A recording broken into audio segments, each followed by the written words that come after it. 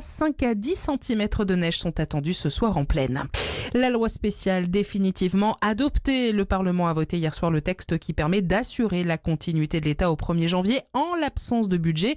Une situation qui ne peut pas durer pour Sébastien Lecornu, le Premier ministre, qui rappelle qu'il faut adopter un projet de loi de finances en janvier.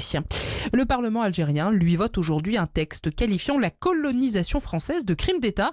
Cette loi réclame également à la France des excuses officielles.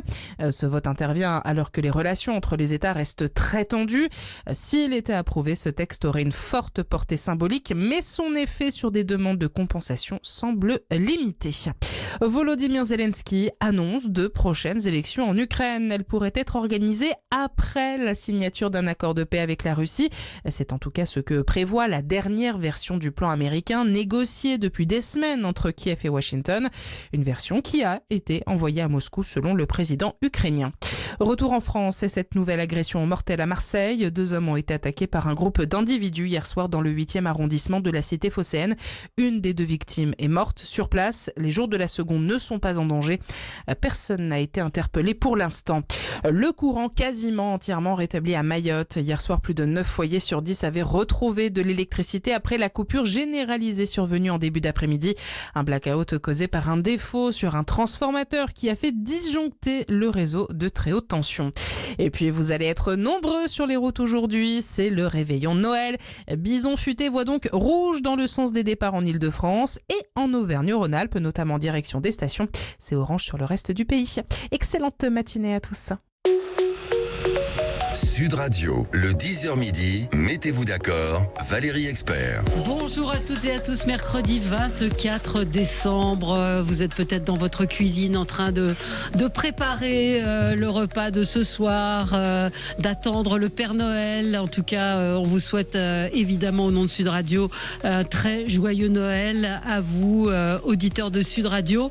Nous sommes là ce 24 décembre avec vous pour commenter l'actualité. On va essayer d'être peut-être un petit peu plus léger, même s'il y a des sujets lourds dans l'actualité, la crise agricole, la loi spéciale pour le budget. Et puis je vais vous interroger aussi, je vais interroger mes débatteurs sur l'esprit de Noël et sur ce qui les anime. Alors pour commenter cette actualité, les courageux du jour, Jean-Claude Beaujour, bonjour. Bonjour Valérie. Avocat, président du Forum Transatlantique. Avec vous et tous les débatteurs, j'ai rajouté ce sujet puisque l'actualité de la nuit, c'est quand même Donald Trump qui a interdit l'accès aux États-Unis à 5 personnalités européennes, dont Thierry Breton, qu'il juge hostile aux États-Unis par ses prises de position sur les réseaux sociaux. On va y revenir. Marine Cazard, chef du pôle jeune à Horizon. Bonjour à vous. Valérie. Jacques Miard, maire de Maison Lafitte. Montrez-nous votre dernière œuvre. La voici. Quand la France déchaînera. Voilà, chez Lafon Édition, chez Lafon Presse. C'est le brûlot de l'année 2026. Une Marianne qui se libère de ses chaînes. Je vais profiter, moi, croyez-moi, il y a fort à faire. Oui, ça c'est sûr. Frédéric Fougera, président de Tenkan Paris. Bonjour. Bonjour Valérie. Vous avez publié C'est de la com, 60 idées reçues aux éditions Bréal Studirama. Si vous reste des cadeaux à faire, le livre de Jacques Miard, celui de Frédéric Fougera seront très bien au pied du sapin. J'avais envie de commencer, avec ce chiffre 38%, 36% des Français utilisent l'intelligence artificielle pour leur cadeau de Noël. Mais c'est 36%. 36%, vous êtes jeune, vous, Marine. Est-ce que ça vous choque? Est-ce que ça vous étonne? Non, elle est un peu plus jeune que vous, Frédéric. Oui, justement, ce serait intéressant de voir qui utilise l'IA. Absolument, vous avez raison. Parce que parfois, on pense que c'est un peu comme sur l'ultra fast fashion, que ce sont les jeunes qui consomment le plus les nouveautés et adoptent les nouvelles façons de consommer. Parfois, c'est plutôt l'inverse. Bon, moi, ça me choque pas trop. Je me dis que c'est plutôt positif de voir que les Français adoptent l'IA dans leur quotidien. Peut-être qu'ils n'ont pas assez de temps aujourd'hui pour se poser et réfléchir, trouver l'inspiration pour les cadeaux. Mais c'est une autre manière aussi d'utiliser l'IA. Moi, je l'utilise pour de nouvelles recettes et faire mes courses. Donc, je me dis que trouver de bonnes idées pour la belle-mère ou l'oncle relou à Noël, ça peut être une bonne solution aussi de faire appel un ami. Oui, faire appel à un ami. Je suis complètement d'accord avec Marine. Alors déjà, idée reçue, c'est pas pour faire la promo de mon livre, vous l'avez déjà fait, mais voilà, idée reçue sur le fait que c'est peut-être que les jeunes qui utilisent les réseaux sociaux, qui utilisent l'IA, mais ce que je trouve excellent dans cette information, qui me surprend un peu en même temps, mais c'est le fait que l'IA commence vraiment à rentrer dans le quotidien des gens. Et ça a été très vite. Et ce n'est pas seulement pour un usage professionnel, c'est pas seulement pour des recherches très pointues, c'est pour le quotidien. C'est je voyage, je pose des questions à l'IA, je cherche mes cadeaux de Noël. Je pose la question. Donc, je trouve que cette capacité à intégrer ce nouvel outil, c'est intéressant. Ouais. Moi, ça ne me choque pas. Jean-Claude, bonjour. Ça ne me choque pas dans la mesure où il faut savoir ce qu'on demande à l'IA. Ouais. Parce que l'idée, par rapport à votre question, ça n'est pas simplement de se débarrasser de la démarche du cadeau sur l'IA. C'est par exemple, si vous, Valérie, vous avez envie d'aller dans un restaurant qui serait, je dis n'importe quoi, qui serait chilien dans Paris, en disant voilà, je voudrais manger telle chose, l'IA peut vous aider, ou alors avoir tel type d'activité qui nous semble pas évidente, on a du mal à trouver. Il y a une telle masse d'informations qu'en précisant des questions à l'IA, c'est vrai que de ce point de vue, alors moi je m'y suis pas encore lancé, j'utilise l'IA à titre professionnel, mais c'est vrai que ça peut permettre d'avoir de l'information, voilà, et puis de savoir ce qui se passe au bout du monde, de savoir ce qui se passe dans son village en Corrèze. Là, vous parlez effectivement de l'intelligence artificielle, il faut s'y préparer, il faut travailler, mais la démarche, ce que ça dit quand même, en fait, de notre cerveau qui s'atrophie, du peu de réflexion qu'on a aujourd'hui. Mais je pense, pardonnez-moi, je pense que c'est là où il y a une mesure, c'est-à-dire qu'il faut savoir aussi, c'est comme tout, savoir utiliser l'IA à bon escient. C'est vrai que si on s'en remet à l'IA en disant j'ai un cadeau à faire à l'oncle Renaud, débrouille-toi, en revanche, qu'est-ce qui plairait à un homme de 85 ans qui aime plutôt aller la chasse, etc. Un livre parti. Voilà, ça peut vous aider à remonter de l'information qui vous permet d'affiner, de tomber juste sur la chose qui va faire plaisir à l'oncle Renaud. Et peut-être même de trouver un cadeau plus original que l'énième livre qu'on offre en n'ayant pas d'idées nouvelles. Et peut-être en effet en cherchant un peu plus. Oui, moi je suis en désaccord total. Mais moi aussi, que Jacques. J'attendais, je vous attendais. Subjuguer, je dirais, l'intelligence des hommes, et c'est un nouveau Léviathan. Oui. Et je le dis en ayant, je dirais, travaillé avec des gens qui savent ce que c'est que l'intelligence artificielle. C'est un nouveau Léviathan, et il y a un risque majeur d'être subjugué par la technique et par l'intelligence artificielle. C'est aussi simple que ça. Donc il ne faut pas s'en réjouir. Il faut se dire, si vous n'êtes pas capable de choisir par vous-même, je dirais, un cadeau pour l'oncle Jules ou la tante Mélanie, eh bien, je crois que vous devriez vous poser la question, pourquoi ? Et donc, il faut se méfier.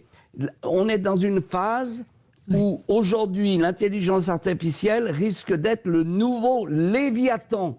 C'est-à-dire. Alors expliquez ce que c'est qu'un Léviathan, parce que expliquez ce que c'est que le Léviathan, parce que le Léviathan, c'était ce monstre, n'est-ce pas, biblique, qui contrôlait tout et qui vous subjuguait. Et donc là, il y a un risque majeur. Il faut savoir utiliser l'IA. Et il ne faut pas choisir, je dirais, le cadeau par l'IA. C'est grotesque. Ce que disait Jean-Claude Beaujour. Jacques, je n'utiliserai pas directement l'IA pour quand je te ferai un cadeau pour la nouvelle année. Non, plus sérieusement, c'est ce que je dis. C'est comme toutes les techniques, il faut savoir les utiliser correctement. Et il n'est pas question de s'en remettre, mais pour rester sur l'oncle Jules, je me dis qu'est-ce qui pourrait faire plaisir. Et puis j'affine et j'affine en allant chercher peut-être l'objet qui se trouve en Corrèze ou en commandant. Voilà. Oui, mais c'est différent, c'est-à-dire de dire où est-ce que je peux trouver le couteau. Mais c'est ce que je dis. Le couteau made in France. C'est ce que je dis, Valérie. Mais là, c'est pas ça. Là, c'est trouve-moi une idée. Non, mais c'est comme tout. Ouais. C'est comme tout. Et je peux vous dire, sur le plan professionnel, si en tant qu'avocat, si vous vous remettez à l'IA pour gérer votre dossier, mais c'est ni fait ni à faire. Il y a une limite. C'est ce que disait. Je fais une petite parenthèse. C'est ce que disait Najwa El Haïté, qui est avocate. Elle racontait que maintenant, ses clients arrivent avec une pile de documents générés par l'IA, et elle me dit, quand j'ai vérifié, tout est faux, tous les attendus, en tout état de cause, moi je dis à ces clients-là, je leur dis, écoutez, à partir du moment, c'est moi qui suis maître à bord, au sens propre et au figuré, et c'est moi qui suis avocat, et c'est pas une signature que vous êtes venu chercher. Je vous conseille, je ne sais pas si vous l'avez lu dans le Figaro hier, une tribune remarquable, enfin une interview remarquable. Qu'est-ce qu'un monde où on ne lit plus? Et ça rejoint notre débat d'aujourd'hui. C'est Emmanuel Godeau, écrivain, professeur de lettres à Henri IV, qui a publié Avec les grands livres, qui est une ode à la lecture des classiques. C'est une merveille, c'est un grand bonheur, parce que il dit un certain nombre de choses. Il dit, nous vivons dans un monde de divertissement généralisé. Aujourd'hui, un individu a tout ce qu'il faut et même plus qu'il n'en faut pour prendre du plaisir entre les séries, les réseaux sociaux. Il peut se divertir dans une forme de passivité jusqu'à plus soif. Et c'est un petit peu ça aussi l'activité, l'intelligence artificielle, c'est la passivité. On n'est plus actif dans sa tête. On se laisse. On est esclave. Oui. Oui, et il a une phrase que j'aime beaucoup aussi. Il dit, on se croit lucide car on est surinformé, car c'est une information, mais c'est une information superficielle. Ce sont les dernières nouvelles. Cela me fait penser au pharmacien Homais dans Madame Bovary, qui lit le journal le matin, Vivier Saumâtre qui va lui fournir ses sujets de conversation pour la journée. Aujourd'hui, tout le monde est Monsieur Homais, puissance 100. Je trouve que c'est assez... voilà, nous sommes tous des Monsieur Homais pour ceux qui ont lu Madame Bovary.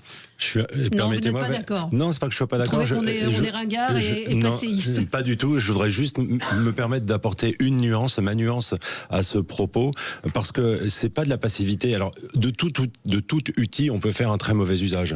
Mais qui demain, dans une équipe, pour parler professionnellement par exemple, qui sera le meilleur prompteur dans une équipe? Donc, ça veut dire qui sera la personne qui utilisera le mieux l'intelligence artificielle. Mais ce sera la personne qui aura la plus forte culture générale. C'est-à-dire ce sera la personne qui aura le plus de connaissances, le plus de références pour rédiger, puisqu'il s'agit d'abord d'écrire, pour rédiger un prompt suffisamment précis, clair, pointu, pour aller chercher les bonnes informations dans l'intelligence artificielle, et ensuite qui aura l'intelligence donc l'intelligence réelle à laquelle faisait référence Jacques, pour pouvoir analyser les informations qui lui sont donnés, et comme le disait Jean-Claude, vous Valérie, voir ce qui est juste, ce qui ne l'est pas. Frédéric, donc, oui, on peut faire un très mauvais usage de cet outil dans une forme de passivité, mais en réalité, on peut aussi en faire un excellent usage. Mais vous n'aurez que 10% ou 20% de la population, grand maximum. Mais c'est tout l'enjeu, c'est justement d'essayer comme chaque nouveauté, comme chaque innovation, toujours.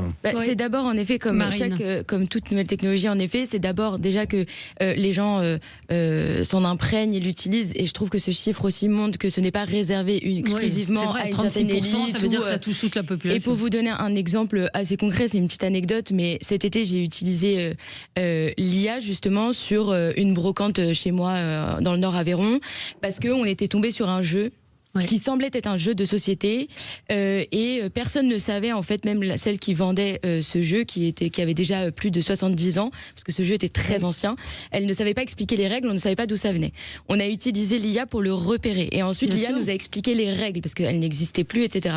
Bref, tout ça pour dire que parfois, et en effet c'est la façon dont on l'utilise, l'IA peut être un fabuleux outil pour continuer à réfléchir, à être curieux, parce que là c'était au service de notre curiosité, on aurait très bien pu laisser ce jeu de côté et ne pas aller plus loin dans notre recherche. Alors là, c'est ce qui nous a permis de passer une heure et demie ensemble, de finir par comprendre de quoi on en parlait. C'est un outil formidable quand on l'utilise, et c'est pour ça que je pense qu'il ne faut pas non plus... Ah non, mais on le diabolise pas. C'est pas forcément le diaboliser en effet, mais que le réduire à un outil quelconque, et justement faire en sorte que chacun puisse vraiment savoir l'utiliser à bon escient. Sur autre question d'origine sur la lecture, inutile de vous dire que c'est là où il y a une vraie fracture sociale, puisque je ne sais plus le chiffre exact, je crois que le nombre de livres achetés par Français doit être de 1 ou 2 par an, ou quelque chose comme ça. Je n'ai pas le chiffre parce que je n'ai pas préparé l'information sur ce point-là. Mais ça veut dire qu'à côté, ceux qui, comme moi, consomment beaucoup de livres, vous voyez le delta qu'il peut y avoir. Et moi, ce que je veux dire, c'est surtout et c'est pas pour faire du ringardisme. Trop d'enfants ne lisent pas suffisamment. Et c'est là où il va y avoir une fracture sociale. On a beau faire ce qu'on veut, on a beau être soit dans l'ancien monde, soit dans la transition, soit dans le monde futur. Si vous n'avez pas une base de culture générale, une base de connaissances générales, eh bien, vous êtes en danger. Et j'ajoute, Là, pour le coup, c'est en direction des médias. Vous voyez, on fait beaucoup d'informations en direct maintenant, en continu. Oui. Et toute la difficulté, c'est de pouvoir c'est d'être capable de ne pas se limiter, Valérie, à l'émotion pour aller au fond des choses. Et l'information continue fait que malheureusement, parfois, on n'a même pas le temps de souffler, de regarder, de vérifier, bien pas sûr. Simplement de vérifier, mais d'aller au fond des sujets. Et c'est toute la difficulté, c'est un défi en réalité pour nous tous. Ouais, on va se retrouver dans un tout petit instant avec vous. On va revenir sur un certain nombre de sujets avec vous. On a parlé de Noël, on va continuer. On va parler aussi de cette judiciarisation qui est en train de se mettre en place en France avec des associations, en particulier une association écologiste qui veut porter plainte contre le loup d'Intermarché. Le loup d'Intermarché dans ce dessin animé. Je vais vous en dire plus dans un instant. Et puis Thierry Breton interdit de séjour aux États-Unis. À tout de suite. Cette année, la radio officielle du Père Noël, 10h midi, mettez-vous d'accord, Valérie Expert. Et nous sommes ensemble en ce 24 décembre. J'en profite pour saluer les fidèles auditeurs, François, Stéphane, Véronique, Marie, Nathalie. Marie qui nous dit « Mes petits-enfants vont faire la gueule, je leur ai offert des livres. » Eh ben non, c'est très bien. Non, c'est très bien, Marie. Il faut leur donner l'envie et il faut y aller. Il faut jamais lâcher avec les livres. Et vous savez que Sud Radio, tout au long du mois de décembre, vous a offert des cadeaux. Et aujourd'hui, c'est un petit peu particulier. C'est toute la hotte de Noël qui est à gagner. Ce sera dans les vraies voix ce soir à 17h. Il faudra envoyer sapin par SMS au 7 20 18. Vous pouvez participer autant de fois que vous voulez. Tirage au sort ce soir. Tirage au sort ce soir. Et alors, dans la hotte, une fabrique à histoire, l'Uni. Un bon d'achat de 200 € sur le site Le Vent à la Française. 2 forfaits de ski pour la saison Péragude. Un séjour pour 2 personnes au château Beaupin. Oui, Jean-Claude me regarde avec des yeux effarés. Tout ça est dans la hotte et c'est une personne chanceuse qui va gagner cela. Il y a encore un coffret collector Lelo par Émiline Paris, une machine à café Luxe Café de la marque Ninja et un séjour pour 4 personnes au Futuroscope. Je vous rappelle, envoyez sapin par SMS au 7 20 18 et vous pourrez gagner tous ces cadeaux. Une seule personne sera tirée au sort. La réponse, le résultat, le gagnant, la gagnante dans les vraies voix.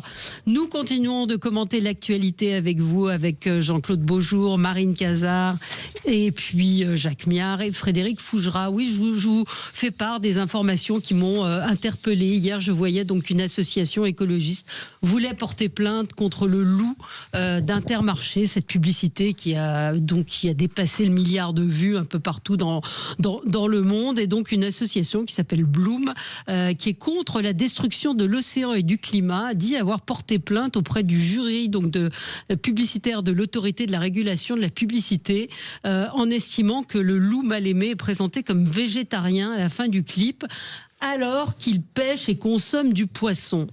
Voilà où on en est aujourd'hui.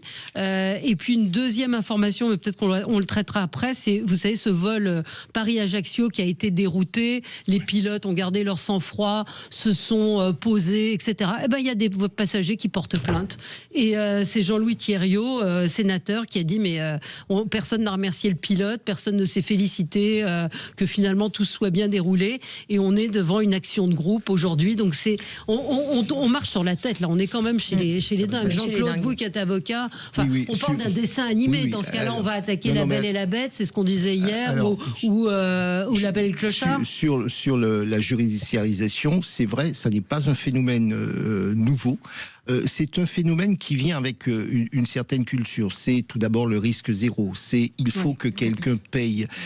Alors ça ne veut pas dire qu'il ne faille pas sanctionner des gens qui, de manière frauduleuse ou intentionnellement, commettent un certain nombre d'actes. Attention, pour être nuancé.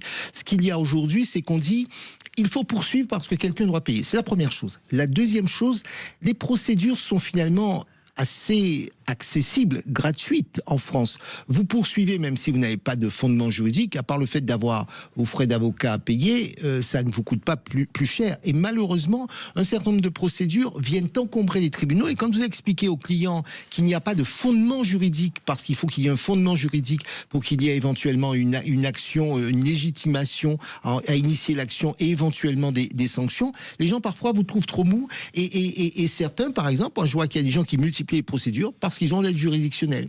C'est une bonne chose qu'il y ait de l'aide juridictionnelle. Là encore, ça veut dire quand vous n'avez pas les moyens de payer un avocat, vous avez... Ça, c'est une bonne chose pour l'accès à la justice. En revanche, c'est comme tout, certains en abusent. Et on le voit dans tous les secteurs. Vous avez dit cette action contre le dessin animé, le loup, etc. Bah oui, mais ça leur coûtera quoi? Ça leur coûtera pas grand-chose, si ce n'est le fait que c'est une formidable action de communication. Il n'y a pas de... Jacques Miard. Oui, non, mais je suis d'accord avec Jean-Claude. C'est à se demander s'il n'y a pas trop d'avocats. Parce que c'est ça le problème aussi. Il y a pléthore. Quand vous songez qu'au TGI de Paris, il y en a au moins 30 000. Et souvent, ils crèvent la faim. Ouais. Alors là, je suis un peu méchant parce qu'il y a toujours d'excellents avocats, puis il y en a des moins bons. Ouais. Mais ce qui est certain, c'est que ce système de judiciarisation qui nous vient des États-Unis, où on fait un procès pour tout et n'importe quoi, et à des sommes, et les avocats ayant des sommes gigantesques dans un certain nombre de procès, pose problème. Mais il y a le problème de la judiciarisation et puis il y a l'intolérance. Il y a cette intolérance, il y a cette frustration générale aujourd'hui. Oui, des gens qui arrivent pas. Marine Cazard, oui. Oui, puis très rapidement, de dire que dans cette publicité, ce qui est quand même dramatique, c'est que pour une fois qu'on a un très bel objet, qui fait des millions de vues. Milliards. Des milliards maintenant, dans le monde entier, qui est français, qui nous rassemble, on a encore quelqu'un, là, ici, une association, pour dire que ça ne va pas. C'est très français, et moi, ça me fatigue, parce que je me dis que même sur ça, si on n'arrive pas à se rassembler, c'est quand même dramatique. En plus, ce pauvre loup, il essaye de pêcher un poisson, il n'y arrive même pas. Donc si on commence à s'indigner pour un pauvre loup qui essaie de pêcher un poisson, dans ce cas, on interdit aussi les documentaires Arte qui montrent des ours en Alaska, bouffer du saumon et en gâcher sur le bord de la rivière. Enfin, en fait, on s'indigne surtout. Et si c'est ça le problème, à la fin, on s'en sortira pas. Donc déjà, esprit très français de toujours critiquer et jamais pouvoir se rassembler, je trouve ça dramatique. C'est un très mauvais signal. Par ailleurs, c'est essentiellement un coup de com'. À la fin, ça n'ira pas plus loin.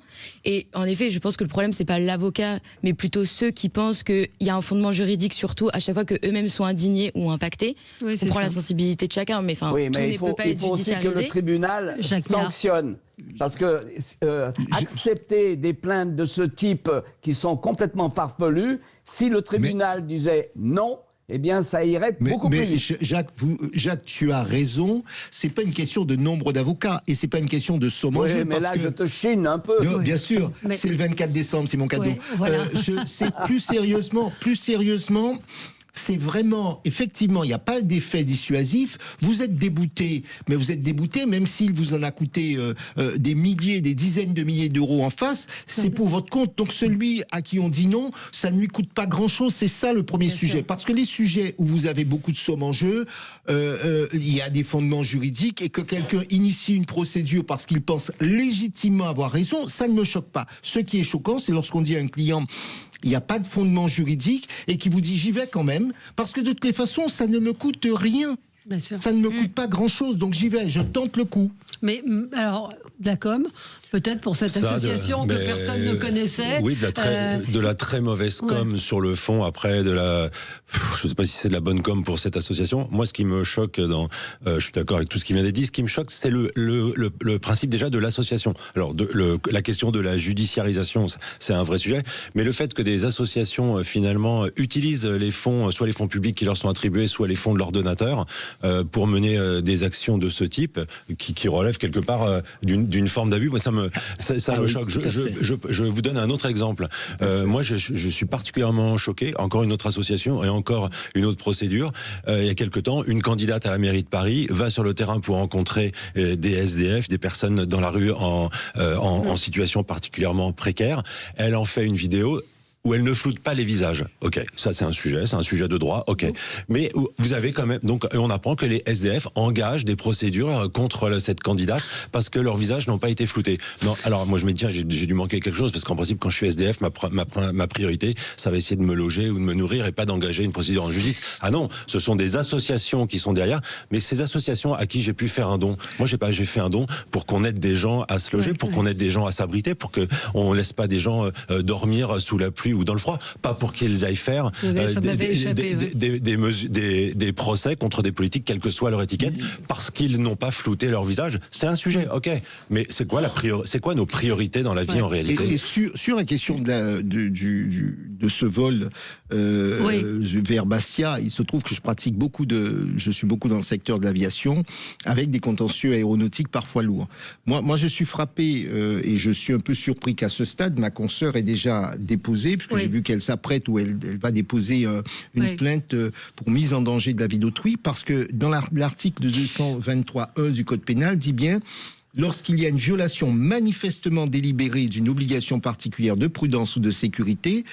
Alors, je ne vois pas à ce stade, alors que l'enquête du BEA, le bureau enquête accident, va commencer. Il n'y a pas une urgence à déposer. Et puis, de ce que j'ai vu, les pilotes ont agi à peu près, et à peu près suivant les procédures. Donc aujourd'hui, de dire qu'Air France, et je dis bien, je ne suis pas l'avocat d'Air France, donc les choses sont simples, de dire qu'il y a eu mise en danger délibérée de la part de la compagnie, je trouve que c'est quelque peu prématuré. C'est exactement le contraire. Tu as raison, Jean-Claude. Allez, on va marquer une pause. On va parler donc de Thierry Breton, donc ancien commissaire européen, interdit de séjour aux États-Unis par Donald Trump avec 4 autres personnalités. À tout de suite. Sud Radio, le 10h midi, mettez-vous d'accord, Valérie Expert. Alors, l'information de la nuit, c'est Donald Trump qui il avait promis, je ne sais pas si vous vous en souvenez, des représailles si l'Union européenne n'allégeait pas les restrictions mises en place dans le secteur du numérique. Thierry Breton était l'un de ces acteurs. Et donc, cette nuit, Donald Trump a interdit l'accès aux États-Unis à 5 personnalités. Écoutez, c'est un extrait de BFM Business. La censure n'est pas là où vous le pensez, a tweeté cette nuit Thierry Breton, qui se demande, je cite, si un vent de macartisme souffle à nouveau. C'est comme ça que l'ancien commissaire européen a accueilli la nouvelle. Pour l'administration Trump, c'est clair, Thierry Breton est l'architecte du Digital Service Act, l'outil juridique qui permet à l'Europe de réguler le numérique et dans certains cas d'appliquer de lourdes amendes. Et les géants de la tech américaine, les GAFAM, sont clairement dans le viseur. Dernière en date justement, l'amende de 120 millions d'euros infligés à X début décembre par l'Union européenne, qui a d'ailleurs été très mal vécue par Washington. Et ce qui est reproché notamment à Thierry Breton, c'est qu'il s'en prend régulièrement à Elon Musk en critiquant ouvertement sa gestion du réseau social X. Alors, Jacques Miard, décision pour le moins étonnante. Je précise, Jean-Noël Barrot dénonce avec la plus grande fermeté la restriction de visa prise par les États-Unis à l'encontre de Thierry Breton, ce à quoi David Lisnard répond à la dénonciation avec la plus grande fermeté. Si cette plus grande fermeté, entre guillemets, est celle qu'applique le gouvernement sur tous les sujets, notamment à l'égard des OQTF, Thierry Breton n'est pas prêt de revoir l'Amérique. Écoutez, je crois qu'il y a un moment, il faut arrêter de considérer que M. Trump, c'est un deus ex machina. Et donc, on doit répondre fermement avec des mesures de rétorsion. C'est aussi simple que ça. Ce qui me frappe beaucoup, c'est que lorsqu'il est arrivé à un sommet de l'OTAN, tout le monde lui baisait les babouches. Et personne ne lui a dit « arrête ton char, ça commence à bien faire ». Et que les Européens aujourd'hui s'en plaignent, et que les Européens prennent des baffes sans les rendre, c'est inadmissible. Donc on a affaire à quelqu'un qui, bien évidemment, agit parce qu'il est soi-disant le plus fort, face à un monde européen qui est complètement hétéroclite. Et voilà. Donc si on ne prend pas des mesures, parce que, bon, jusqu'à nouvel ordre, Thierry Breton est français, et que le gouvernement français devrait prendre des mesures de rétorsion. C'est aussi simple que ça, et ça le calmera. Parce que si ça continue, je peux vous dire qu'on est mal barré. Mais vous, enfin, c'est le pot de fer contre le pot de terre, quand même. Non, ce n'est pas vrai. Non. Nous sommes Qu'est-ce qu'on peut prendre comme mesure de rétorsion ? Il n'existe pas de puissance entre la taille et la puissance. Et c'est un petit qui vous parle. C'est une question de cohérence. C'est une question où il faut mettre les points sur les i, et on est parfaitement capable de prendre des mesures de rétorsion à l'égard de M. Trump, qui, jusqu'à nouvel ordre, n'en fait qu'à sa tête. Eh bien, il y a un moment, il arrêtera. Oui, Jean-Claude, vous qui connaissez bien les États-Unis. Évidemment, chaque pays est libre de réguler les entrées et les sorties sur son territoire. Et je partage le point de vue de Jacques. Moi, les dénoncer avec la plus grande fermeté sont des formules. À un moment donné, il faut passer aux actes. C'est que fait, le gouvernement français. Deuxièmement, que font les instances européennes, parce que visiblement, la mesure a été prise à l'encontre de Thierry Breton parce qu'il a agi en tant que tel, en tant que commissaire européen. Que fait Madame von der Leyen? Quelles sont les déclarations du matin? Quelles sont les décisions? Je parle de décisions, j'ai pas dit déclaration. Décision. Vous savez, dans la vie, parfois, il faut arrêter de faire des déclarations. Et c'est pas en étant sur une radio, je dis bien. Il faut faire moins de communication. Et être dans les actes, parce que il ne vous aura pas échappé que le régime juridique, les institutions qui ont découlé de la Seconde Guerre mondiale avec un ordre international où on priorisait, on disait chacun va parler, un État, une voix. Aujourd'hui, c'est le rapport de force, la loi du plus fort. Et vous voyez bien qu'à ce rythme-là, on n'y est pas. Donc le mouvement a changé. Et bien c'est à nous y adapter. Oui. Frédéric. Oui, on parle de cohérence au-delà de l'État français, puisque Thierry Breton est français, donc je comprends parfaitement que notre gouvernement, notre État a une position à prendre. Mais là, c'est la puissance face aux États-Unis, c'est l'Union européenne, et on voit les failles ou les faiblesses de l'Union européenne et la cohérence nécessaire ou l'incohérence dont on est victime, c'est que quand on a besoin que l'Union européenne soit forte, on se dit elle prend pas la parole, elle parle pas d'une voix unique, ou alors elle n'est pas assez puissante, alors qu'on passe la plupart de notre temps à taper sur l'Union européenne. Donc ça serait aussi à nous d'être parfois un peu cohérents sur ce qu'on attend de l'Union européenne, et notamment vis-à-vis des États-Unis, parce qu'on est, même si c'est pas la taille qui compte, et je continuerai pas la formule pour ne pas citer Amanda Lear, c'est quand même la puissance d'une union de pays pèse plus ou pèserait plus face aux États-Unis, même si le personnage est relativement immaîtrisable. Donc c'est aussi un vrai sujet. Un auditeur me dit, Jacques, ça va être très compliqué des mesures de rétorsion, en tout cas en matière de numérique. Beaucoup d'entreprises, d'acteurs du numérique sont sur le digital américain et on est prisonnier de ce digital américain. Marine Cazard. Déjà, en effet, reparlons du sujet de fond qui est ce Digital Services Act. Pour ceux qui ne connaissent pas ce règlement, c'est un règlement européen qui a été quand même co-construit entre les États membres et les plateformes elles-mêmes pour encadrer les usages, notamment des plateformes. Donc on va parler par exemple de la lutte contre les contenus illicites sur les réseaux sociaux en particulier. Il y a plusieurs moyens quand même d'encadrer tout ça. Aujourd'hui, on a plus de 280 milliards d'euros d'argent public européen qui partent vers la Silicon Valley parce que les administrations, les opérateurs OIV, qui sont des opérateurs d'intérêt pour les États membres, les administrations, les pays et les grandes entreprises à risque, aujourd'hui on opère essentiellement avec des logiciels américains. Concrètement, ça veut dire quoi? Ça veut dire qu'on dépense de l'argent public pour opérer sur des logiciels américains, donc renvoyer l'argent vers les États-Unis. Pourquoi on ne fait pas au niveau européen une préférence nationale dans le cadre de nos marchés publics pour privilégier des entreprises françaises et européennes et là devenir fort? Parce que derrière la question du numérique et de ces plateformes, il y a la question de l'extraterritorialité des données avec des Américains qui pompent nos données constamment, qu'elles viennent des administrations publiques ou des entreprises privées, et ça c'est un gros sujet. Ensuite, c'est vrai que ce matin on voit beaucoup de dénonciations, de déclarations du gouvernement qui condamne la décision de Trump. Qu'est-ce qu'on fait, nous, en retour? Pourquoi on n'interdirait pas la venue du secrétaire d'État à la santé Kennedy, qui est anti-vax, insupportable, en Europe? Qu'est-ce qu'on attend pour prendre ce genre de décision? Là, on rentre dans un... Qu'est-ce qu'on attend aussi, on parlait de cohérence, pour dénoncer collectivement les prises de position du Rassemblement national à l'Union européenne. Ce matin encore, une députée patriote, donc du Rassemblement national, saluait la décision de Trump.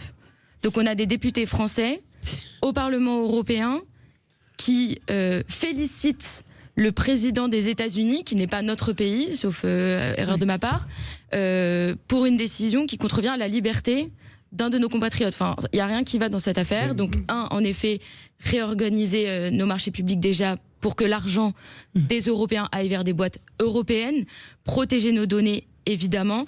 Et 3, à un moment donné, dénonçons l'incohérence de ces partis qui se disent souverainistes. C'est Virginie Joron, citons-la, qui a tweeté quelques heures avant l'échange du 12 août 2024 entre Trump et Musk. Sur X, Thierry Breton avait menacé le propriétaire du réseau social de respecter, en plus c'est même pas français ce qu'elle écrit, de respecter les réglementations de l'UE. Un visa enlevé 1 an et demi après, ils ont fait preuve de beaucoup de patience. Jacques Miard, réaction? Oui, il y a de la naïveté aussi chez les Européens, et notamment chez le gouvernement français, dans l'iCloud. Car on a, paraît-il, signé un contrat ou une convention de confiance avec les Américains pour que les entreprises françaises qui utilisent iCloud, eh bien, ça se fasse sans que les Américains pompent toutes les données des entreprises. C'est de la pure naïveté. C'est de la pure naïveté et même, je dirais, de l'imbécilité. Car nous savons bien qu'à partir du moment où iCloud est connecté avec la NSA, toutes les données des entreprises françaises et européennes sont mises à la disposition, bien évidemment, de la NSA. Donc c'est scandaleux. Et donc si on ne retrouve pas de la cohérence, et notamment que l'on puisse avoir en Europe des systèmes qui permettent de donner je dirais, une autonomie totale à l'Internet, eh bien, on est mort. Oui, mais enfin, on en est très loin. Hein. C'est surtout ça le problème. Les Chinois, ils sont arrivés. Bah oui, c'est bien le problème. Avec des méthodes. Donc, il y a un moment... Il faut savoir ce que l'on veut. Ça vous a pas échappé qu'on n'est pas chinois. Là où on construit un porte-avions, ils en construisent 5. C'est ce qu'on a découvert cette semaine également. L'ennemi n'est pas aux États-Unis, mais en Chine, nous dit Stéphane. Le rideau de fumée obscurcit votre vision. Et un autre auditeur me dit pourquoi vous défendez Breton alors qu'il a fait que des conneries en France. C'est pas une question de Thierry Breton. Non, là, on est parti il est effectivement celui qui a flingué Athos. On le sait. Oui, il a flingué Athos. Mais là, c'est au-delà de la personnalité de Thierry Breton. C'est la décision. C'est autre chose, c'est la décision de la première puissance mondiale, les États-Unis, d'interdire sur son territoire 5 personnes qu'il juge hostiles à son pays. Et puis surtout, là encore je rappelle, ne sont pas pour des faits personnels de Thierry Breton, c'est pour des positions prises en qualité de commissaire européen, donc de représentant de l'Union européenne, et on peut penser ce que l'on veut de l'Union européenne. Voilà, on peut penser ce que l'on veut pour répondre à l'auditeur, on peut penser ce que l'on veut de la qualité de la décision. Simplement, au nom de la souveraineté, je vais revenir sur ce mot, au nom de la souveraineté, chaque État ou chaque groupe d'États a des représentants, ce sont des fonctions institutionnelles. À partir du moment où vous dites, eh bien, j'interdis à tel ou tel représentant d'État ou de gouvernement ou de région d'avoir une position politique, de mener une position politique, ça pose un problème de légitimité et de respect de la souveraineté de chacun. Demain, quel que soit ce que je peux penser de tel ou de tel responsable américain, chilien ou tout ce qu'on veut, je ne vous dirai pas qu'il faut l'empêcher de rentrer sur le territoire français parce qu'il a une position qui était celle de son gouvernement au moment où il l'a prise. Moi, je voudrais revenir sur un mot. Ouais. En réalité, derrière tout ce qui vient d'être dit, c'est la question, et je pense que la prochaine élection présidentielle doit être, je dis bien doit être, l'occasion non seulement de faire débat, mais aussi d'aller au-delà, au plus profond de la réflexion, c'est la question de la souveraineté. Comment nous assurons la souveraineté de notre pays?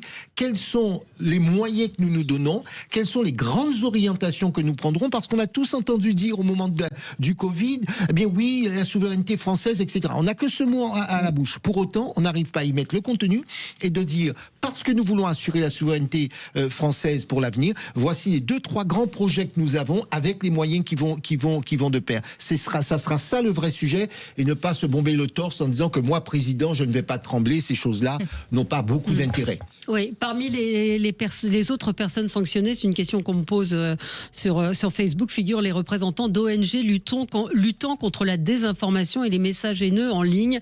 Imram Ahmed, Claire Melford, Anna-Lena van Odenberg, fondatrice de Hate Aid, c'est-à-dire, on pourrait traduire par aider lutter contre la haine, une ONG allemande. Ce sont principalement des personnalités allemandes qui sont concernées par ce bannissement. On se retrouve dans un instant. Allez, on va reparler de Noël, de ceux qui travaillent en ce moment pour nous, et on va parler d'autres sujets, de solidarité également. À tout de suite. Restez avec nous sur Sud Radio. Cette année, la radio officielle du Père Noël, c'est Sud Radio. Envoyez dès maintenant sapin, mettez-vous d'accord, Valérie Expert. Et nous sommes avec vous en ce 24 décembre. J'espère que vous êtes en famille, que vous n'êtes pas seul et vous vouliez parler, Frédéric Fougera, c'était votre coup de cœur sur ceux qui œuvrent pour la solidarité auprès de ceux qui sont seuls à Noël. Alors Valérie, vous savez que j'ai souvent un coup de cœur qui en cache un autre. Oui. Donc j'avais un mini coup de cœur avant, enfin pas mini, mais juste pour le caser discrètement. Je voulais adresser un coup de cœur à une personne de l'ombre, dont c'est l'anniversaire aujourd'hui. Et je voulais faire un clin d'œil à Juliette Rioufol, notre programmatrice, qui est supposée nous écouter à distance aujourd'hui. Non, elle peut pas, elle conduit. Ça, c'était mon coup de cœur caché. Ouais, on lui a fait un gros bisou tout à l'heure avec Jean-François Aquili également. C'est Juliette qui fait la programmation des invités avec qui on débat le matin. Pour ça, on s'engueule parfois sur des sujets autres. Voilà, c'est une cheville ouvrière, enfin plus que pas seulement ouvrière. C'est une cheville indispensable dans la construction de Sud Radio. Si on retire cette cheville, la radio s'effondre. Voilà. Et puis il y a beaucoup de gens dans l'ombre. Et c'est son anniversaire aujourd'hui. Oui, c'est la raison de ce coup de cœur. Et j'en profite pour dire aussi qu'il y a beaucoup de monde autour d'une émission dans un studio. Donc c'est pas que les gens qu'on entend ou que l'on voit. Donc voilà, c'était ce clin d'œil. Et effectivement, Valérie, mon coup de cœur en ce 24 décembre, il voulait aller à toutes celles et tous ceux qui ont décidé d'offrir peut-être le plus précieux des cadeaux de Noël, c'est quelques heures de leur temps pour que des gens ne passent pas Noël seuls. Et il y a une campagne qui s'appelle Décembre Ensemble, qui est une campagne de la réserve civique qui mobilise des milliers de bénévoles partout en France avec une idée simple, limite bouleversante, qui est de se dire, si pour changer le monde, on commençait par changer le Noël d'une seule personne. Donc voilà, je voulais faire un grand bravo à ces personnes qui ne lâchent rien et qui assurent un peu d'humanité là où il semble y en avoir toujours moins. Et autre occasion, c'est de parler aujourd'hui évidemment de Noël. Noël, j'ai envie de répéter ce mot. Moi je ne suis pas chrétien, mais je n'ai aucun problème avec le mot Noël. Par contre j'ai un problème avec les gens qui se mettent à hésiter à prononcer ce mot comme si ça allait un jour devenir un gros mot. Voilà, Noël ça fait partie de notre culture, que ce soit pour une question religieuse, pour des questions culturelles, pour des questions de coutume, mais peu importe. Et donc là j'ai beaucoup de mal avec les nouveaux censeurs qui veulent interdire de nous faire prononcer certains mots. Donc j'avais envie de prononcer le mot Noël aujourd'hui et de souhaiter un très bon Noël à toutes celles et tous ceux qui nous écoutent, quelle que soit leur religion. Oui. Bravo. Écoutez, moi, je n'ai pas de problème à prononcer le mot Noël. Je n'ai pas de problème à dire que je suis profondément pour une société où la loi de séparation de l'Église et de l'État, ou des églises, on va dire cela comme ça, et de l'État, est la règle en France. Mais je n'ai pas de problème à dire que je suis catholique, pratiquant, et très ouvert sur les autres religions. Je fête Hanouka, je fête le Ramadan avec mes amis, je partage avec, y compris les non-croyants. Mais ça n'est pas parce que l'on est croyant que l'on serait contre le principe de laïcité dans l'espace public qui est posé dans le système français. Je pense que c'est ça aussi qu'il faut dire. On peut être croyant et respecter la laïcité. Bien sûr. Et on doit respecter la laïcité. Surtout Noël, qui est une fête qui, à mon avis, transcende les religions. Moi, je trouve qu'il y a un retour, moi qui suis, je pense que Jacques sera peut-être d'accord avec moi, je trouve qu'il y a quand même un retour du religieux que je trouve très inquiétant, de tout le religieux, ce n'était pas le cas avant. C'est-à-dire que j'entends des antennes sur lesquelles il y a énormément de religions, de références à la religion catholique, même si Noël est une fête chrétienne, mais je trouve que c'est un retour assez étonnant. Valérie, juste un dernier mot pour compléter mon propos. Ce qui me sidère, c'est si vous allez dans un supermarché à Casablanca, ou si vous allez dans un supermarché à Dubaï ou à Abu Dhabi, vous voyez à quel point Noël est célébré, visible, marqué, alors que dans nos propres supermarchés, on a l'impression qu'on est de plus en plus discret, comme si on avait peur justement d'être attaqué par des associations, voire attaqué en justice parce qu'on fêterait Noël. Non mais cet inversement de situation est quand même assez ridicule. Alors on a Sophia en ligne qui est une auditrice qui voulait réagir sur cette fête de Noël. Bonjour Sophia, qu'est-ce que vous voulez nous dire ? Bonjour à tous. Bonjour. Voilà, alors moi je suis musulmane de confession, j'ai 54 ans et je fête Noël. C'est très bien. J'adore fêter Noël. Je fête Noël parce que je suis croyante, parce que je respecte toutes les religions et que j'ai des enfants. Et voilà, donc je tenais à le dire parce que j'ai entendu des choses ce matin où je me suis pas retrouvée du tout en fait. Oui. Moi, c'est-à-dire où il y avait une sorte de... on avait l'impression que les musulmans ne fêtaient pas Noël, mais moi j'en connais plein en fait. Bien sûr. Pour moi, les que croyants doivent fêter toutes les fêtes religieuses. Ça prouve qu'on a une tolérance, une ouverture. Envers les autres. Si tout le monde avait ce point de vue, je pense qu'on n'en arriverait pas à ce qu'on connaît aujourd'hui. Oui. Donc voilà, moi je témoigne en tant que musulmane pratiquante. Je fête Noël, j'ai mon sapin, ma maison est toute enguirlandée, je fais la linge, je respecte le rituel. Et j'en suis très fière, très fière. Écoutez, c'est un très beau témoignage, Sophia. Merci de nous avoir appelés. Et effectivement, on connaît plein de gens, que ce soit juifs, musulmans, qui participent à cette fête, qui est une fête. C'est ce que je dis, de la même façon qu'on va à la rupture du jeûne, de la même façon qu'on va fêter Hanouka. Jacques Miard, vous vouliez réagir? Oui, je voudrais réagir parce que il faut bien comprendre ce que c'est que Noël. Noël, c'est en réalité le retour de la lumière. No, Hélios, qui vient du grec. Deuxièmement, effectivement, si l'Église catholique a choisi cette date, c'est le retour de la lumière. Chez les Juifs, c'est Hanouka. C'est la même chose. C'est-à-dire que c'est à partir... Alors bien sûr, c'est légèrement décalé, c'est pas le 21, etc. C'est à partir de ce solstice d'hiver que revient la lumière et que les jours vont s'allonger. Donc ça, je dirais symboliquement, bien sûr, c'est la naissance du Christ pour les chrétiens, mais ça va bien au-delà. C'est en réalité quelque chose qui montre que depuis des millénaires, les hommes attendaient le retour de la lumière et l'allongement des jours. No Hélios, qui vient du grec, nouveau, et Hélios, lumière. Voilà. Et on va même jusqu'à dire que dans la Rome antique, il y avait une cérémonie dans laquelle les Romains tapaient sur une roche et un enfant venait de la roche. Donc vous voyez, il y a toute une proto-histoire dans cette fête qui nous appartient, et qui appartient, je dirais, à l'humanité tout entière. Oui, vous avez raison. Vous êtes d'accord avec alors je voyais Marine, vous étiez d'accord avec moi sur ce retour du religieux, de toutes les religions, alors qu'on n'a jamais autant parlé de laïcité. On a l'impression qu'il y a une forme de résistance, peut-être, je ne sais pas. Enfin, je m'interroge. Je pense qu'il y a une forme de résistance et en même temps de quête aussi. Il n'y a jamais eu autant de jeunes adultes ou d'adultes tout court qui souhaitaient être baptisés. Moi, j'ai une amie dans mon entourage qui s'est baptisée très récemment, qui a grandi dans une famille laïque. Et parce qu'il y a aussi, je pense, d'une certaine manière, cette recherche aussi parfois de sens, de communion avec les autres, de rapport à quelque chose de plus grand que soi.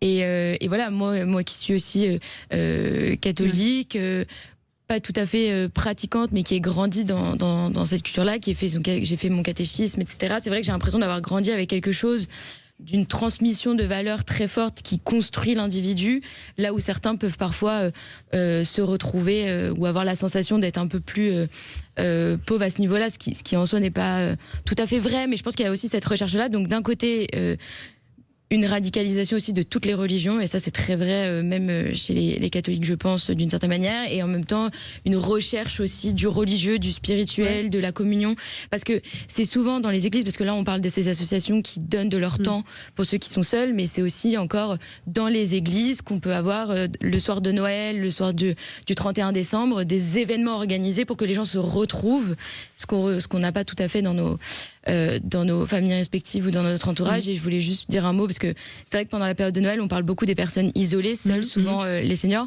Et moi, je voulais juste faire un clin d'œil à ma maman, qui, comme de très nombreuses mamans dans ce pays, ont élevé leurs enfants seuls et qui ont fait des périodes de Noël où on n'était que 3 autour de la table, et donc avec ce sentiment de solitude, même si finalement on était ensemble.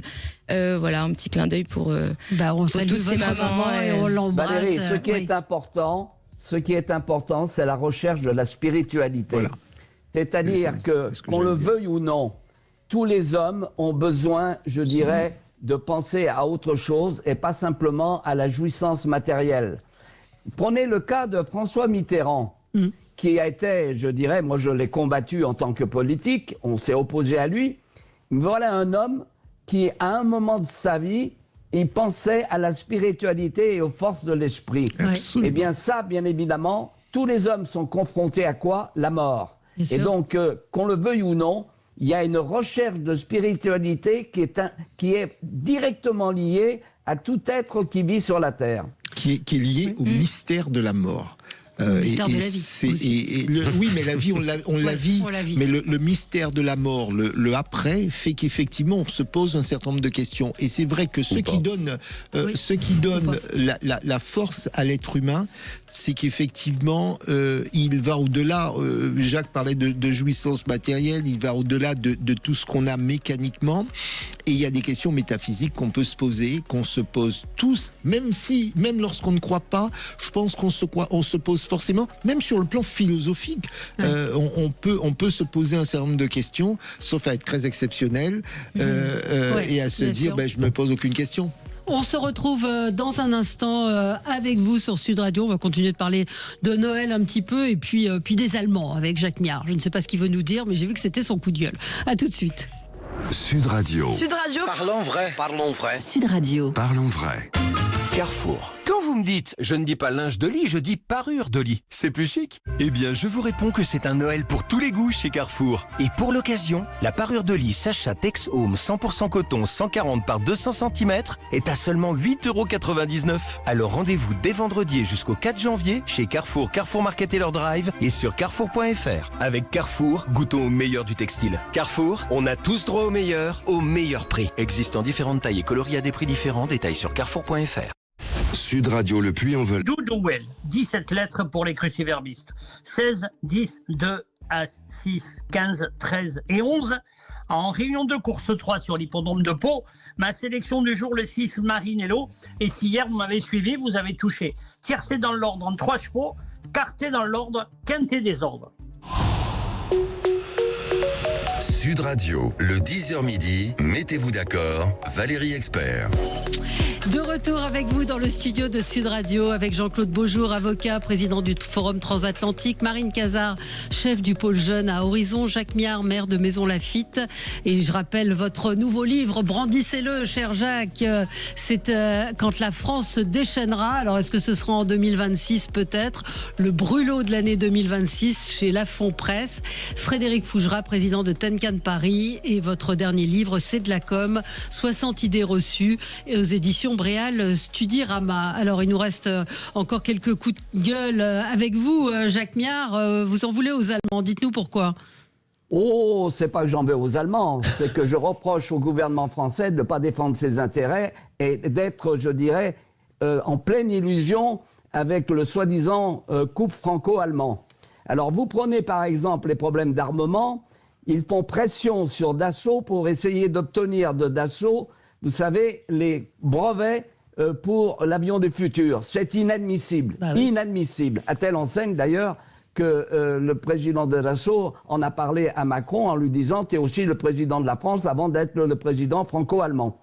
Et puis, il y a le Mercosur. Qu'est-ce qu'on voit? On voit très bien qu'aujourd'hui, l'Union européenne défend, à travers Madame von der Leyen, les intérêts allemands. Donc, il y a un moment, trop, c'est trop. Et je dis que c'est bien d'avoir, bien évidemment, il ne s'agit pas d'être hostile, mais il faut que nous défendions nos intérêts. Vous avez des Allemands qui annoncent qu'ils vont dépenser 100 milliards pour leur armement. Mais soyez assurés qu'ils n'achèteront pas un seul, je dirais, armement français, car ils sont pieds et mains liés dans leur système d'armes par les Américains.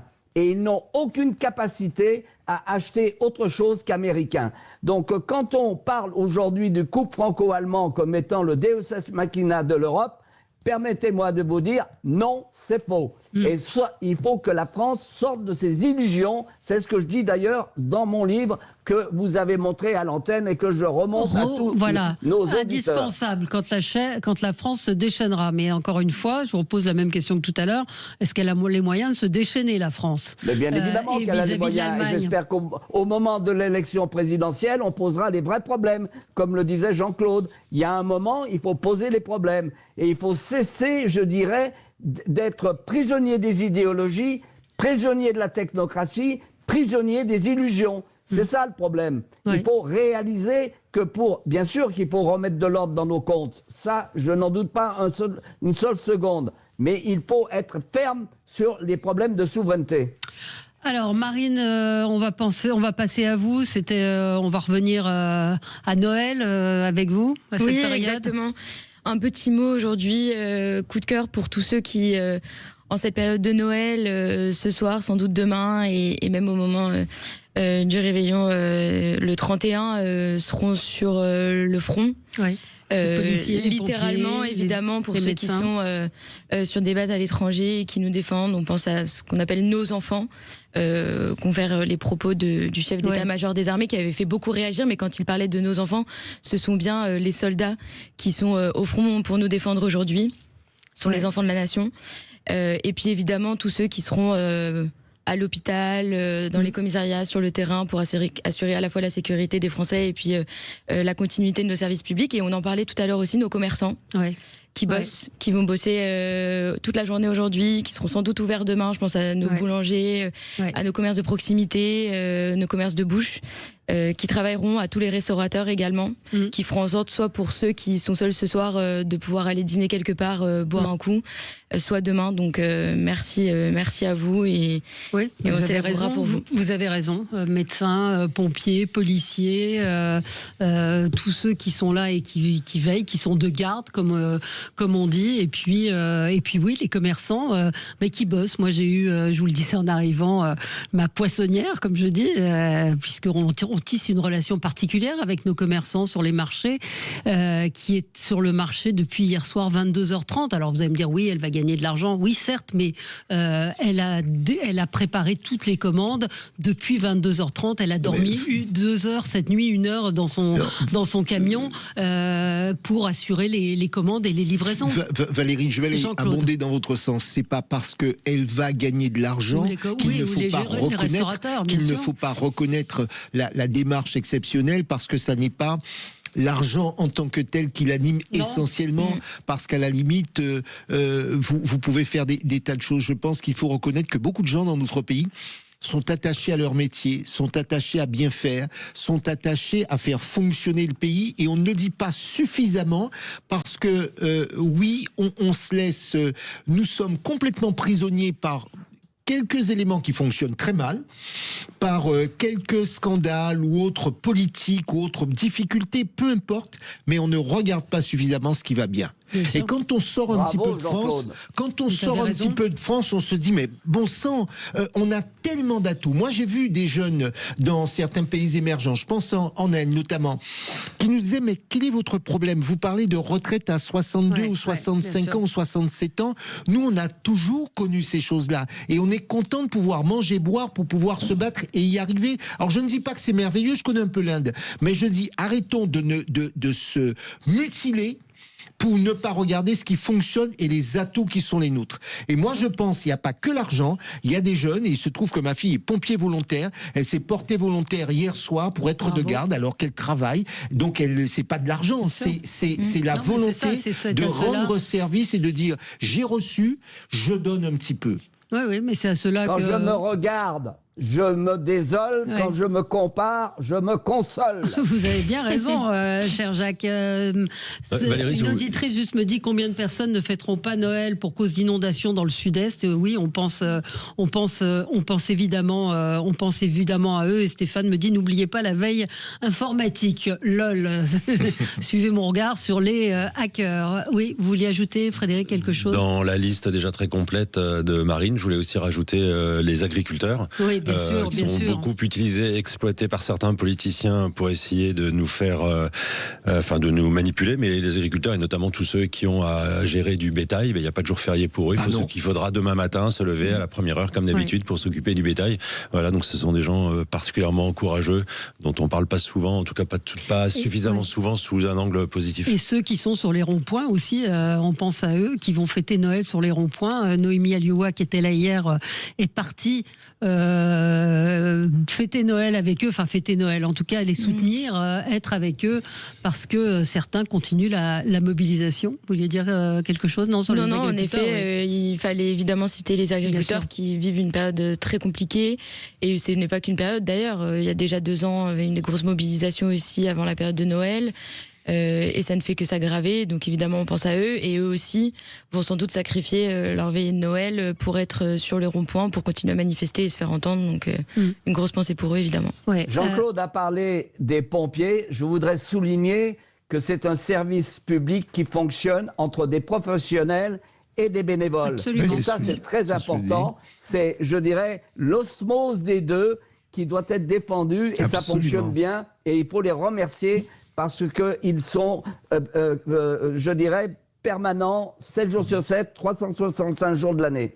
On se retrouve dans un instant. Vous allez me donner chacun l'événement qui vous a marqué cette année, la personnalité qui vous a marqué et peut-être le perdant de cette année. Puis vous pouvez réagir, vous aussi, auditeurs de Sud Radio, si vous avez envie de nous dire quel est l'événement qui vous a particulièrement marqué cette année. À tout de suite. Êtes-vous d'accord? Valérie Expert.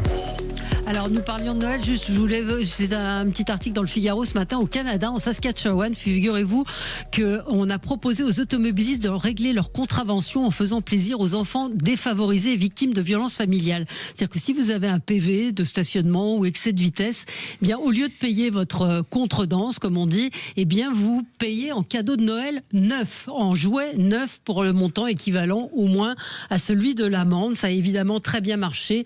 Le nombre de jouets offerts est suffisant pour remplir 3 camions. C'est félicité la coordinatrice des relations publiques de cette ville, North Battleford. Et ces cadeaux sont destinés à des enfants des foyers jusqu'à l'âge de 17 ans. Je trouve que c'est une très bonne idée.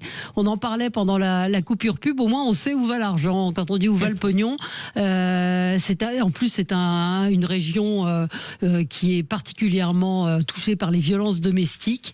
Donc, c'est une très bonne initiative. Jean-Claude, je vous vois... Oui, mais j'ai envie de dire, ça donne l'occasion de mettre, de pointer le doigt sur les violences domestiques, les violences faites aux jeunes, aux enfants plus vulnérables. Vous savez, pour moi qui suis dans le milieu judiciaire, juridique, on dit souvent, et je suis le premier à dire, il faut sanctionner toute forme de criminalité, tout ce qui se passe dans nos sociétés parce qu'elles deviennent de plus en plus violentes. Sauf que, dans le même temps, on ne dit pas suffisamment, ou en tout cas on devrait insister sur le fait qu'il faut aussi lutter à la base, à la racine, contre toutes ces violences qui sont très souvent, qui prennent leur foyer, c'est la violence intrafamiliale, c'est la pédocriminalité, c'est tout cela qui fait qu'un individu qui n'est pas mauvais à la naissance est une bombe à retardement dans nos sociétés. Donc oui, il faut sanctionner toute forme de criminalité, toute forme d'incivilité, et on sait à quel point je suis strict là-dessus, mais il ne faut pas oublier qu'il faut que nous luttions, mais vraiment férocement, parce que c'est cela qui permettra qu'à 5-7 ans, eh bien, qu'on fasse baisser les violences et la criminalité dans nos sociétés modernes. Voilà. Véronique me dit, mon mari est parti soutenir sur l'A64 avec 2 foie gras fait maison et des magrets de canard nos agriculteurs. Écoutez, je pense qu'ils seront très très réconfortés par cette initiative. Oui, Jacques, un mot sur PV, cadeau à la place des PV? Alors là, je veux dire, je suis assez stupéfait de cette initiative qui poserait chez nous pas mal de problèmes, y compris, je dirais, pour alimenter le déficit de l'État. Parce qu'il y a un certain nombre d'amendes qui permettent à l'État de prendre sa ponction. Donc, mais c'est effectivement quelque chose, et je suis d'accord avec Jean-Claude, il faut aller au-delà. C'est un problème, je dirais, d'attitude personnelle qu'il faut corriger. Parce que j'espère que ça ne sera pas un coup pour rien et qu'ensuite, les problèmes de violence reprendront ou non. Absolument.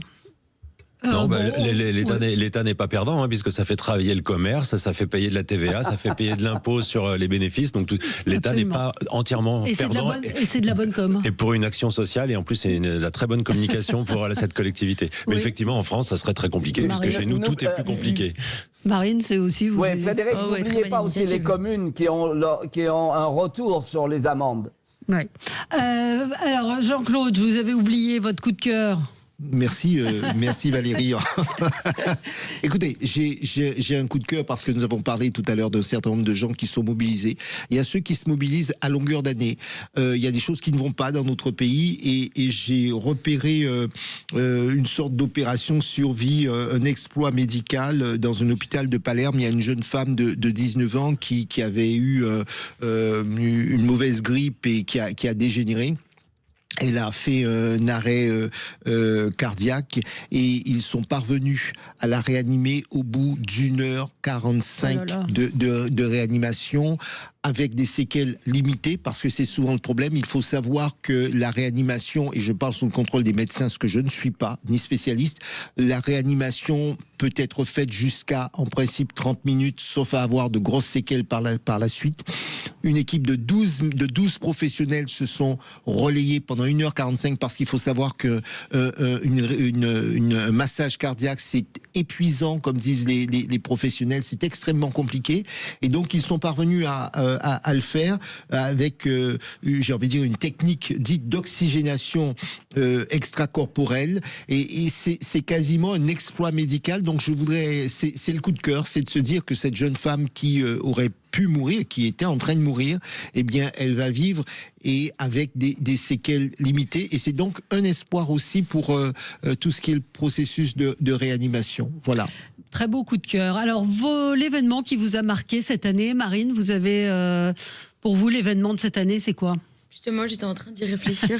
J'étais en train de réfléchir déjà à la personnalité. Oui. Et l'événement, c'est un peu lié.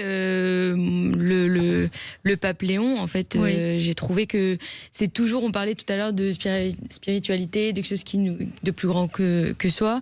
Je me souviens très bien de cette journée d'été où on était plusieurs à vouloir regarder, soit croyants ou pas, mais en fait avec beaucoup d'intérêt, cette élection, finalement, cette nomination d'un nouveau pape. Et qui allait impacter en fait le monde entier, parce que s'il y avait bien une élection qui allait rassembler plusieurs millions, voire milliards de personnes, c'était celle-ci. Donc événement assez marquant de cette année 2025. Oui, la mort du pape François et donc l'élection de ce pape. Jacques Miard, quel est l'événement qui vous a marqué cette année ? Écoutez, je vais vous décevoir parce que moi je trouve que 2025 a été triste de A à Z. Et donc il n'y a vraiment rien qui m'a marqué. Vous parlez de pape François qui est parti, vous arrivez avec Léon XIV, dont acte, mais enfin franchement, il n'y a vraiment pas grand-chose à dire de 2025. Vive 2026. Ouais, le chaos politique peut-être, non ? Oui, d'accord, mais ça, il n'y a rien de nouveau sous le soleil. C'est le résultat, je dirais, d'un ratage monumental de M. Macron. Oui, pardon Frédéric. Un peu dans le même esprit, moi peut-être que l'événement marquant c'est l'incapacité, la nullité de nos parlementaires à voter un budget. C'est-à-dire que c'est tellement facile de censurer un gouvernement qui fait le boulot, mais quand le gouvernement dit je ne mettrai pas ma responsabilité mais je vous laisse faire le travail, eh bien là ils sont incapables de faire le travail. C'est un triste pays où les parlementaires ne sont pas capables de voter un budget. Ouais. Le renvoi à plus tard de la question des retraites. Ouais. Parce que je trouve que c'est un sujet suffisamment grave pour que l'on ait joué politiquement dessus et qui, tôt ou tard, devrait être abordé, devrait être affronté les yeux dans les yeux le moment venu. Et je trouve que ça, c'est une erreur parce que, là encore, quand on voit le monde évoluer, quand on voit les chiffres, et c'est pas de la doctrine, j'en ai assez qu'on me dise on va trouver des solutions, on va prendre dans la poche de l'autre. Oui, on peut faire payer plus d'impôts à ceux qui en ont beaucoup, ça c'est pourquoi pas, c'est un sujet.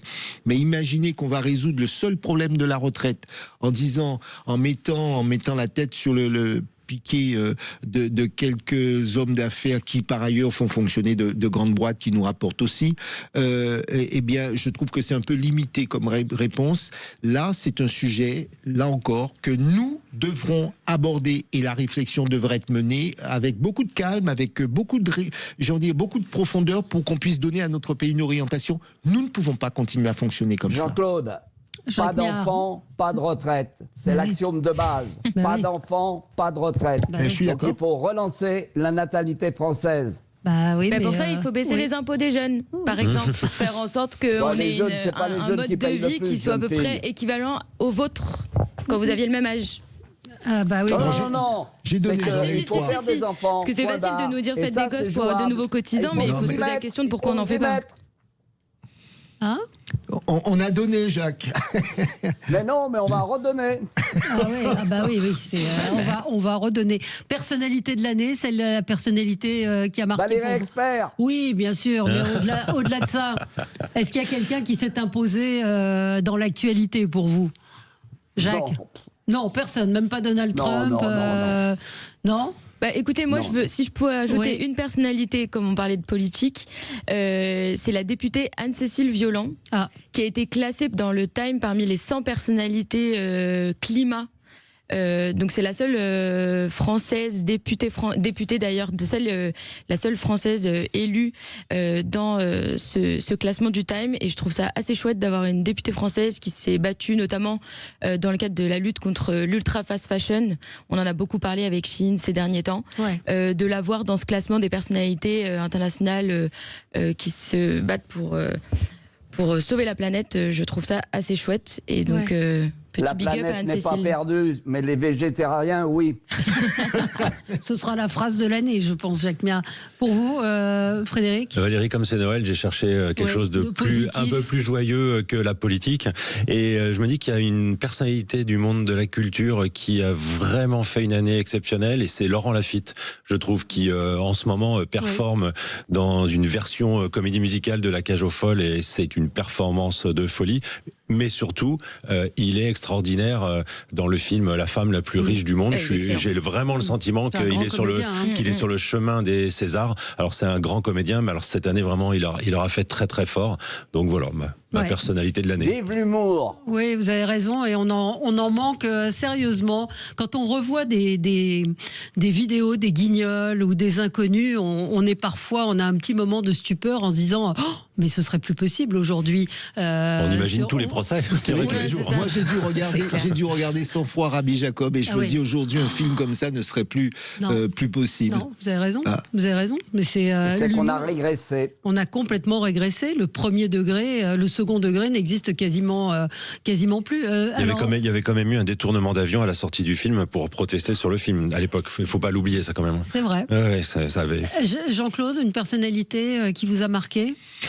Non, je veux dire, c'est non, ça n'est pas cela. C'est que on peut pas faire que dans de la com. On est obligé de. Quand vous me dites faut arrêter de taper sur la com, Jean-Claude. Attendez, c'est pas taper sur la com. C'est pas taper sur. Aujourd'hui, si, quand même. Non, attendez, c'est pas taper sur les communicants. C'est se dire qu'en faisant de la com, on remplace de la com. C'est les personnes qui sont concernées se disent en étant bien présent, en faisant beaucoup de vues, on a forcément du contenu. Ça, c'est pas de la com, c'est du bruit. Voilà, c'est dont acte, mais c'est ce dont je parlais. Non, parce que le monde ne va pas bien. C'est tout. C'est tout ce que j'ai à vous dire. Oui, mais bon, il y a quand même, il y a des phénomènes. Vous n'êtes pas creusé. Il y a un auditeur qui me dit malheureusement la personnalité qui a émergé, c'est Jordan Bardella. Je veux dire, ce sont des faits. C'est pas votre question. C'est pas votre question. Moi, j'ai essayé de répondre. Ma question, c'est la personnalité qui m'a marqué. Oui, qui vous a marqué. Qui m'a marqué. J'ai le droit de vous dire non, Valérie. Donc, pardonnez-moi, j'ai le droit de vous dire non. Donc je vous dis non. Personne. Non, personne. Alors, à part le pape, c'est intéressant de voir ce qu'il fera, mais c'est encore trop tôt. C'est avec le temps. Là encore, je vous dis, c'est pas. Non, mais c'est pas forcément positif. Hein. Non, mais c'est quelqu'un qui a marqué l'année d'une manière ou d'une autre. Oui, mais je vais pas vous dire que je suis impressionné par un criminel. Donc, je vais mettre ça de côté. Le pape, moi, je veux voir effectivement. Mais je vous dis là, à date. dans les réalisations, c'est ce dont je parle. Et quand je disais criminel, c'est qu'on peut même négativement. C'est que vous disiez qu'il vous a marqué négativement. Donc je veux dire, je vais pas. Non, mais je veux clarifier le pourquoi. Vous ne traitez pas Jordan Bardella de criminel. Absolument, non. Pour que les choses soient très claires, c'est que ce que je veux dire, c'est que moi, je veux voir avec le temps, et peut-être qu'on va se dire, le pape est un grand pape, mais j'attends un certain nombre de réalisations. C'est ça que je veux dire. Très bien. Écoutez, ce sera le mot de la fin. Et vous souhaitez bonheur, sérénité. On se revoit le 31. Moi, je serai là le 31, donc j'aurai l'occasion. Je ne serai pas là. La semaine prochaine, c'est Jacques Cardos qui sera avec vous. Et moi, je vous retrouve le 5 janvier. Je vous souhaite... je suis encore là pour l'émission Média, puisqu'on a un beau cadeau de Noël avec Mimi Mati, qui est très rare dans les promotions et dans les médias, pour un Joséphine Ange Gardien inédit. Mais pour les débats, on se retrouvera le 5 janvier. Je vous souhaite, cher Jacques, chère Marine, cher Jean-Claude et cher Frédéric, une très bonne année. Et à vous aussi, auditeurs de Sud Radio. Et on embrasse Juliette Rufol une nouvelle fois, qui nous écoute. Et sans qui nous ne saurions rien. Et qui a été très professionnelle jusqu'au bout, parce que, y compris ce matin, à 6h du matin, nous envoyait des textos pour être sûr qu'on serait là, que tout était calé. Formidable. Merci. Et dans un instant, avec Gilles Gansman, on se retrouve avec Mimi Mati. À tout de suite. Sud Radio.